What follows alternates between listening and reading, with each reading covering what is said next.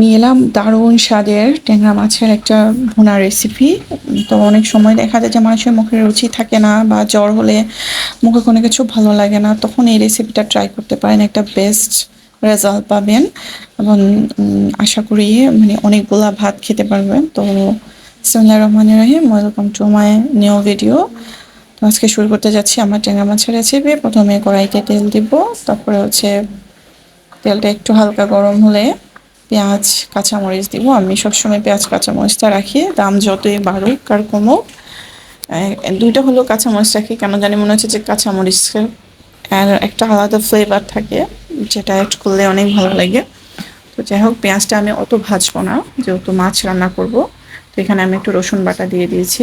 আপনারা যারা রসুন বাটা খান না তারা স্কিপ করতে পারেন, কিন্তু রসুন বাটা দিলে আমার কেন জানি মনে হয় যে মাছের যে একটা গন্ধ থাকে, সব মাছের কিন্তু একটা পার্সোনাল গন্ধ থাকে, কিছু আছে যে হ্যাঁ খাওয়াই যায় না, ওটা হচ্ছে আলাদা। বাট মাছের যে একটা গন্ধ থাকে, রসুন বাটাটা অ্যাড করলে সেই গন্ধটা থাকে না। এটা আমার একটা এক্সপিরিয়েন্স থেকে আমি বলতেছি।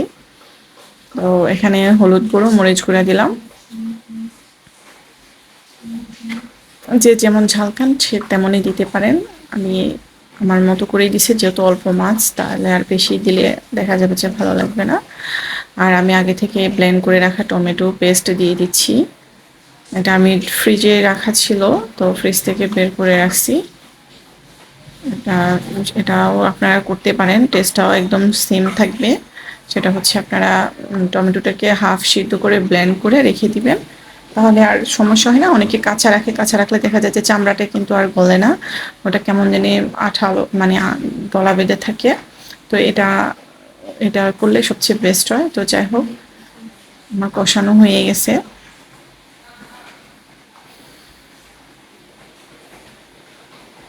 এখানে মাছ দিলাম, সেটা হচ্ছে যে আমার যে মানে আজকের রেসিপির সিক্রেট হচ্ছে সেটা হচ্ছে জলপাই। তো এখন কিন্তু জলপাইয়ের সিজন না, আমি ফ্রিজে রেখে দিয়েছি, কারণ আমার হাজব্যান্ড খুব পছন্দ করে ছোট মাছ দিয়ে টক খেতে। তো আমি জলপাই সিজন আসলে ওগুলো রেখে দিই, যাতে পরবর্তীতে খাওয়া যায়। তো আজকে বাইরে প্রচুর বৃষ্টি হচ্ছে, একটু টক খেলতে মানে খেলে ভালো লাগবে, খারাপ লাগবে না। তো যাই হোক, মাছের যে এক্সপিরিয়েন্স সেটা হচ্ছে, আমি একবার বেড়াইতে গেছিলাম। আমার হাজব্যান্ড যদি সরকারি জব করে, সবসময় তার সাথেই ছিলাম, বাট এখন আনফর্চুনেটলি তার সাথে থাকি না বাচ্চাদের পড়ালেখার জন্য।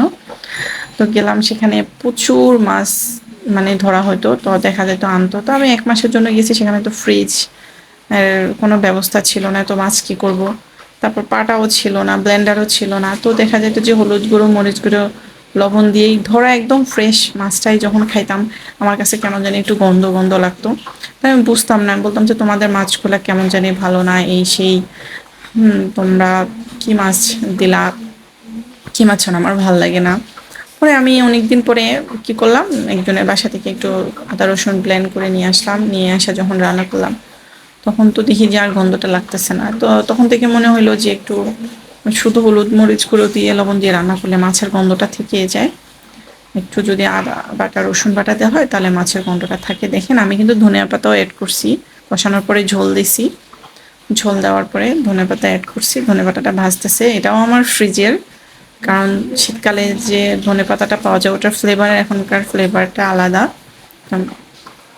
আপনারা চাইলে রাখতে পারেন, আর না হলে ফ্রেশ কিন্তু শহরে সবসময়ই পাওয়া যায়, সে ধনে পাতাটা দিতে পারেন। দেখেন কালারটা অনেক সুন্দর আসছে, দেখতেও অনেক ভালো লাগতেছে। বাট আমি ঝোল একদম শুকাই ফেলবো, একদম মানে মাখা মাখা করে রাখবো।